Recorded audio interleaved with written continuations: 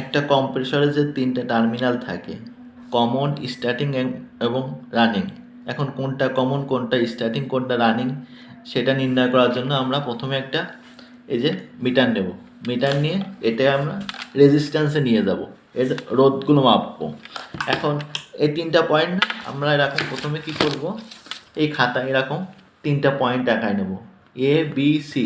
এখন আমরা প্রথমে এ বি মাপবো, তারপর এসি মাপবো, তারপর বিসির রেজিস্ট্যান্সগুলো আগে মেপে আমরা খাতায় লিপিবদ্ধ করব। তারপরে আমরা নির্ণয় করব কোনটা কমন, কোনটা মিটার, কোনটা রানিং। তাহলে প্রথমে এ বি মাপি। এ বিতে আমরা কত পাচ্ছি, 17 পাইছি। তাহলে এ বিতে আমরা 17 দিয়ে নিলাম।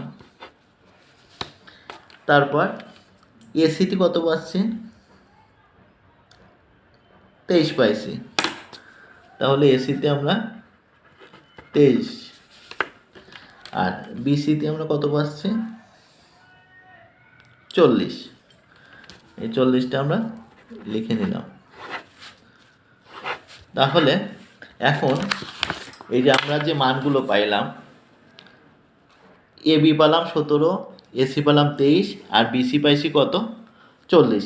এখন আমরা এখান থেকে নির্ণয় করব কত, কোনটা ইমিটার, কোনটা কমন, কোনটা কালেক্টর।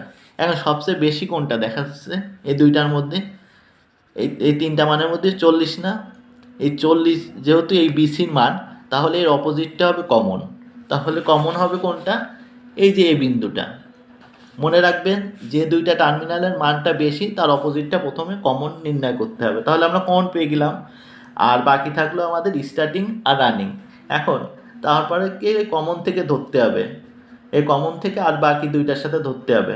এখন এর সাথে সি মধ্যে, এর সাথে সিটি কত পাইছি, 23, আর এর সাথে বি কত পাইছি, 17। তাহলে এর মধ্যে বেশি কোনটা, এই যে এসির মান বেশি না, 23 ওম রেজিস্ট্যান্স। তাহলে এইটাই হবে স্টার্টিং, এটা কি হবে স্টার্টিং, আর বাকিটা থাকলো হলো রানিং। তাহলে বুঝতে পারছেন যে কিভাবে একটা কম্প্রেসরের কোনটা কমন, কোনটা স্টার্টিং, কোনটা রানিং নির্ণয় করতে হবে। আশা করি বুঝতে পারছেন।